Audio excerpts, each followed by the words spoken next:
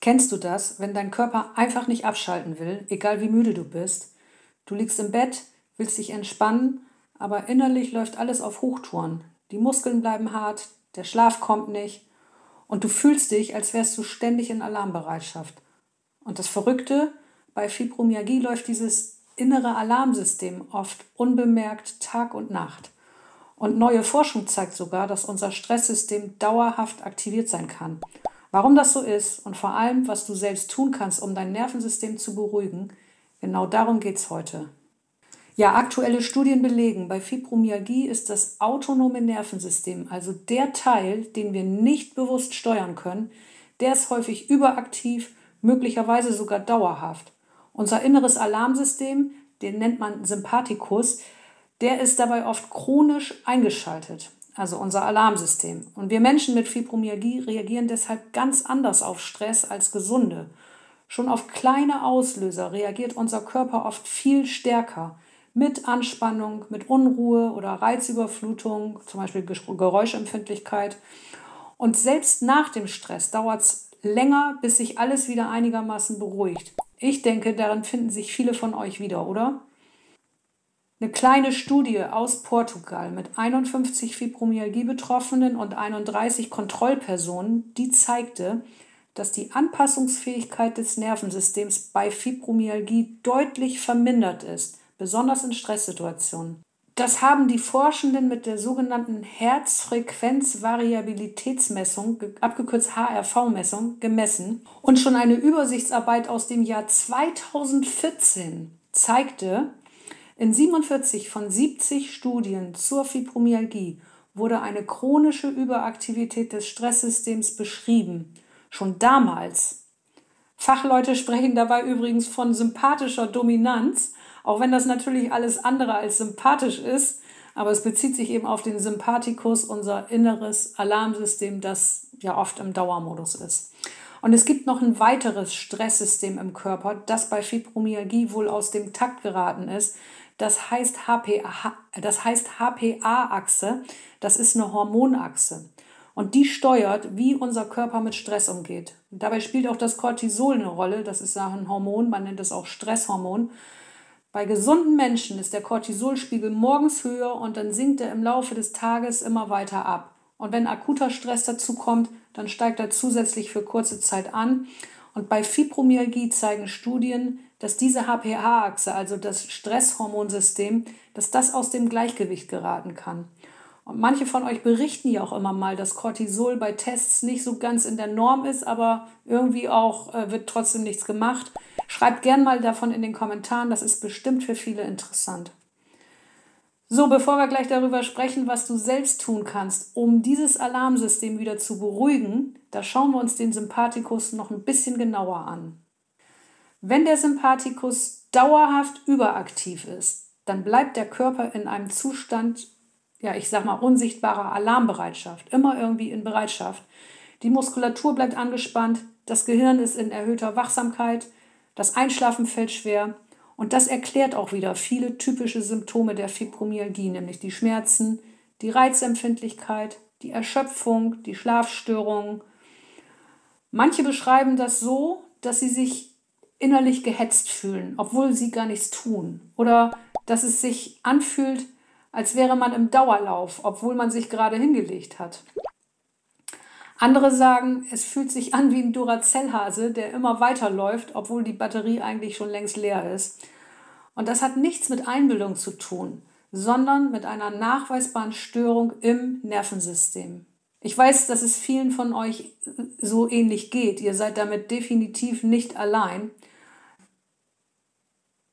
Eine große Auswertung von Studien, veröffentlicht 2023 in einem Fachjournal, die zeigt, bei Fibromyalgie gibt es typische Hinweise auf ein Ungleichgewicht im Nervensystem zwischen Anspannung, also dem Sympathikus, und Entspannung, dem Parasympathikus. Oft ist der Sympathikus, also unser inneres Alarmsystem, eben überaktiv. Und der Gegenspieler zu diesem Alarmmodus, das ist der Vagusnerv. Der ist Teil des Parasympathikus und hilft dem Körper, in die Regeneration zu kommen, und auf den können wir auch Einfluss nehmen. Darauf gehe ich gleich noch ein, geht gleich los. Eins nur noch kurz: Forschende haben außerdem herausgefunden, dass er noch mehr kann. Er kann Signale senden, die Entzündungsreaktionen im Körper bremsen. Diese Wirkung nennen sie einen cholinergen Anti-Entzündungsweg, aber das müssen wir uns nicht merken. Auch wenn Fibromyalgie keine klassische Entzündungskrankheit ist, gibt es dennoch Hinweise auf eine stille, leichte Entzündung im Nervensystem, die sogenannte Neuroinflammation. So, nun genug mit den Fachbegriffen. Wie kannst du den Vagusnerv denn nun im Alltag stärken? Vielleicht willst du erstmal wissen, wie aktiv dein Vagusnerv überhaupt ist. Und das lässt sich mit einer einfachen HRV-Messung, also Herzratenvariabilitätsmessung, herausfinden. Und wenn du die Aktivität deines Vagusnervs wirklich mal testen lassen möchtest, dann such dir am besten einen Heilpraktiker oder Privatarzt, der sowas anbietet. Beim Kassenarzt wirst du solche Untersuchungen in der Regel nicht finden, was natürlich wieder bedeutet, dass dies eine Privatleistung ist. Du musst also selbst für die Kosten aufkommen. Ich habe das auch mal messen lassen und das ist wirklich interessant, im Laufe der Zeit die Veränderungen zu beobachten. In Ordnung ist das bei mir aber auch noch nicht. Ja, es gibt eine Reihe von Möglichkeiten, mit denen man den Parasympathikus über den Vagusnerv unterstützen kann. Zum Beispiel Entspannungsmethoden oder auch Massagen. Und wusstest du, dass du mit deiner Atmung ein wirklich starkes Werkzeug hast, um direkt Einfluss auf dein Nervensystem zu nehmen? Vor allem bewusstes und längeres Ausatmen kann deinem Körper helfen, zur Ruhe zu kommen und den inneren Alarm dann eben herunterzufahren. Auch Singen, Summen oder Gurgeln sind erstaunlich wirkungsvoll, weil sie den Vagusnerv gezielt aktivieren und beruhigen. Und in einem meiner Videos gehe ich detailliert darauf ein, wie du den Vagusnerv mit der Atmung und auch mit anderen Mitteln unterstützen kannst. Schau da unbedingt mal rein, wenn du das noch nicht kennst und wenn dich das interessiert. Ja, neben den Atemtechniken gibt es bei mir aber auch Tage, an denen solche Maßnahmen allein einfach nicht ausreichen. Und gerade dann, wenn die Verspannungen stärker werden, zum Beispiel im Schulter-Nacken-Bereich, dann brauche ich zusätzlich Unterstützung. Und was mir dann hilft, also wenn die Muskeln hart sind und der Körper sich innerlich verspannt anfühlt, das ist Wärme.